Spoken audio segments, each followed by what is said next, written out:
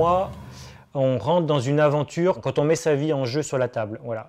Parce que sinon, c'est pas vraiment une prise de risque, quoi. La vraie prise de risque, c'est quand on est prêt à mourir pour vivre ce qu'on a envie de vivre.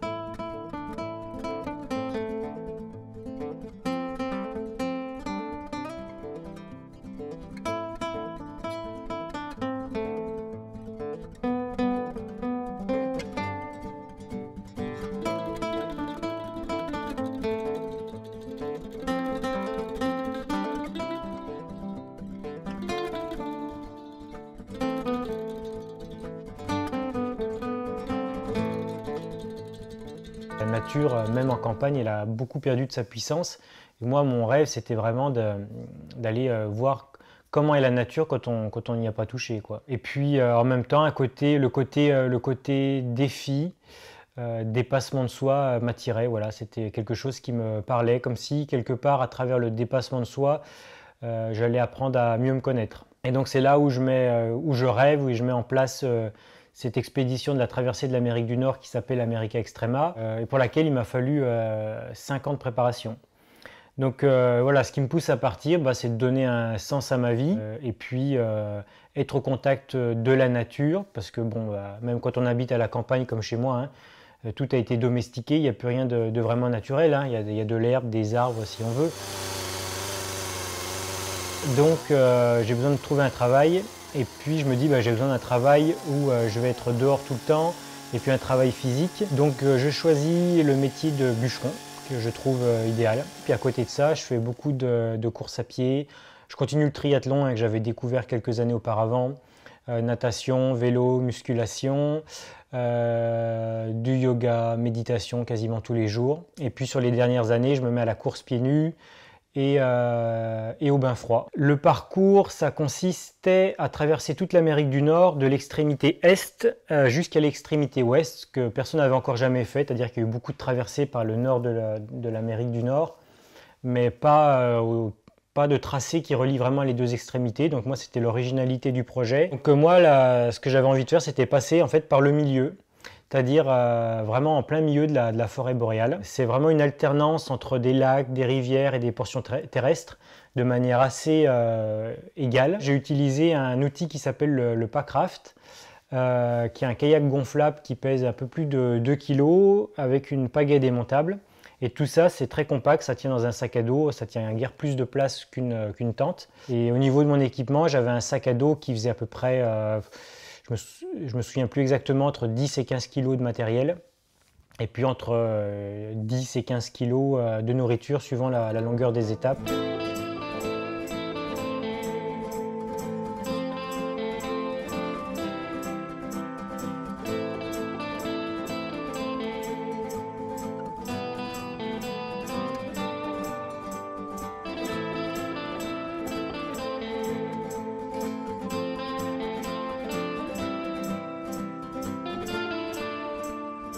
J'avais acheté 180 kg de nourriture pour la première saison qui s'est écoulée, je suis parti en avril 2015 et j'avais prévu de la nourriture jusqu'à septembre-octobre, principalement des fruits séchés, des oléagineux, que j'ai acheté à Montréal et que j'ai fait expédier dans tous les villages par lesquels j'allais passer. Donc je crois qu'il y avait 22 colis en tout. Et donc j'ai fait ça tout simplement parce que dans les villages où je passais, c'était des tout petits villages, des toutes petites communautés où en fait les fruits et les légumes, il n'y en a quasiment pas parce que déjà ils n'ont pas l'habitude d'en consommer et ensuite comme c'est des denrées périssables, pour les apporter par avion, ça a un coût, etc.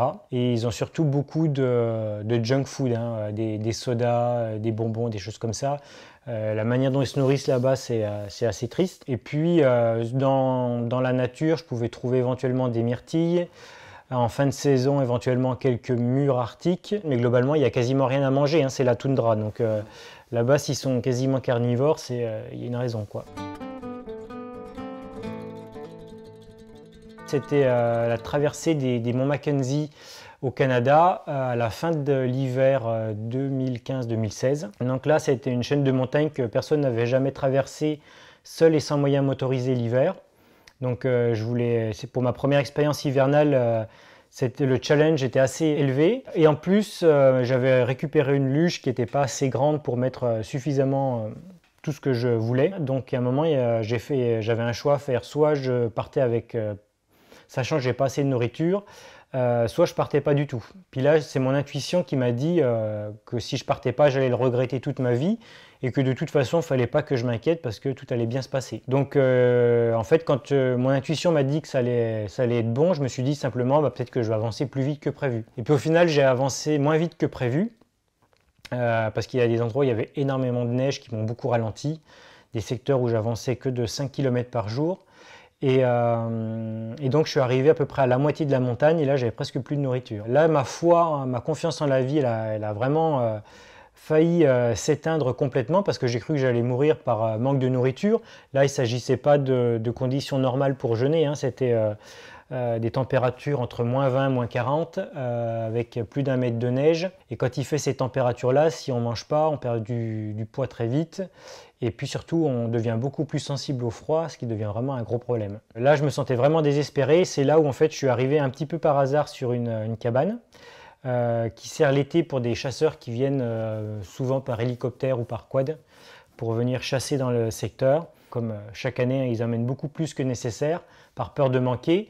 Et donc, tous les ans, il y a un surplus de nourriture qui est laissé dans ces cabanes-là. Quand je suis arrivé dedans, en fait, il y avait de la nourriture pour à peu près un mois. Donc ça m'a permis de me reposer, d'attendre des conditions météo meilleures et de pouvoir repartir avec la nourriture dont j'avais besoin. Mais c'est vrai qu'à chaque voyage, ma confiance grandit et ça l'entretient aussi, hein, parce que la confiance, c'est comme tout, ça peut se perdre.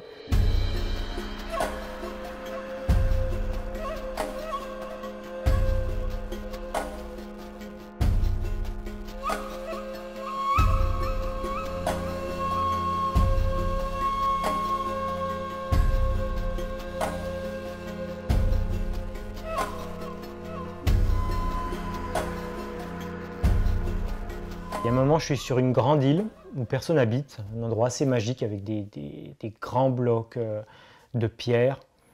Et cette journée-là, j'ai peur de faire une rencontre avec les ours, avec les grizzlies. Et pourtant, des grizzlies, j'en ai déjà rencontré une dizaine pendant le voyage. Ça me fait pas vraiment peur, quoi. C'est pas pour ça que j'y pense pas, mais je mets toutes les chances de mon côté pour pas les attirer.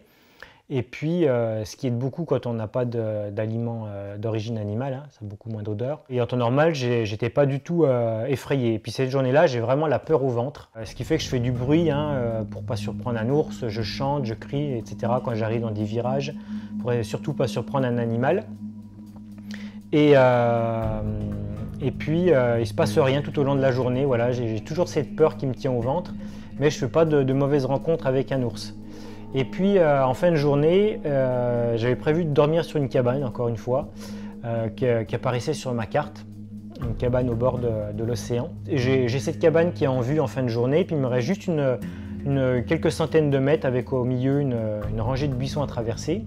Et donc là, j'ai toujours cette idée en tête et je ne comprends pas pourquoi mon intuition m'a dit d'avoir peur des ours, alors que j'en ai pas rencontré dans la journée. Donc là, je m'engage dans le buisson et puis je pense à ça et je comprends pas pourquoi. Puis je me dis, bon, avant de sortir bêtement, j'ai envie de dire, du buisson, puis de foncer en ligne droite comme je fais d'habitude, je vais m'arrêter, je vais marquer un temps de pause, puis j'écarte les buissons pour regarder à gauche et à droite. Et là, sur ma gauche, il y a une femelle grizzly et sur ma droite, il y a son petit.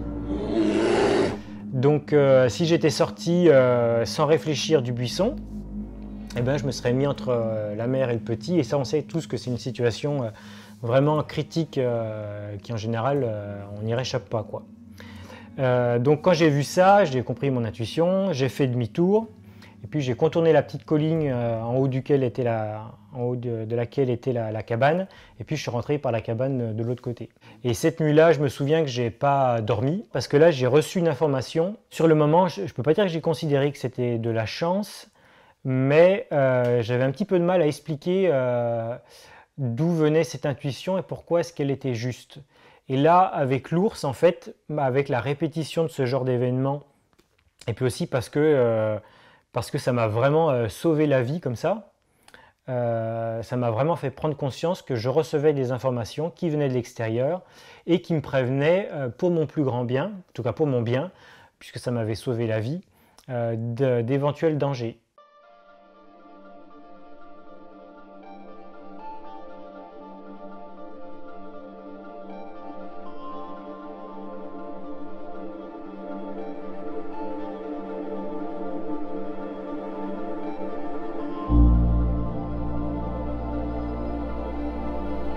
J'ai compris pourquoi j'allais dans des endroits aussi reculés pour vivre une expérience. C'est simplement que dans la société, je ne trouvais pas ma place et ça ne me rendait pas du tout heureux.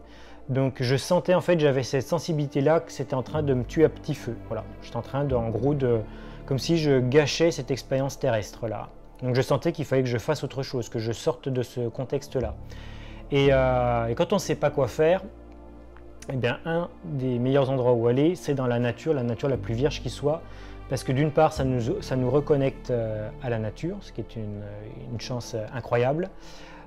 Et ensuite, ça nous déconnecte des conditionnements de la société. Voilà. Puisque si on va dans un endroit où il n'y a quasiment pas d'humains et que la civilisation n'a pas modifié les paysages, eh bien on se déconditionne. Et ça, c'est la plus belle chose qu'on puisse faire, parce que notre société, la civilisation, en fait, c'est vraiment comme ça qu'elle fonctionne. Elle nous conditionne complètement. Elle nous met dans une sorte de cage qui est formée par nos croyances.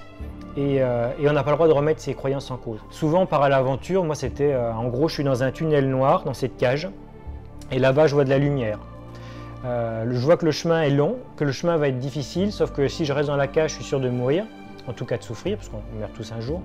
Mais en tout cas, si je vais vers la lumière, j'ai une chance que ma vie, elle me plaise et de m'épanouir et que j'aime ce que je fais. Et donc, je vais vers la lumière, peu importe si le chemin est pénible, si le sac est lourd, s'il y a des risques, parce que la lumière, elle est là-bas. Et ça, j'en suis certain.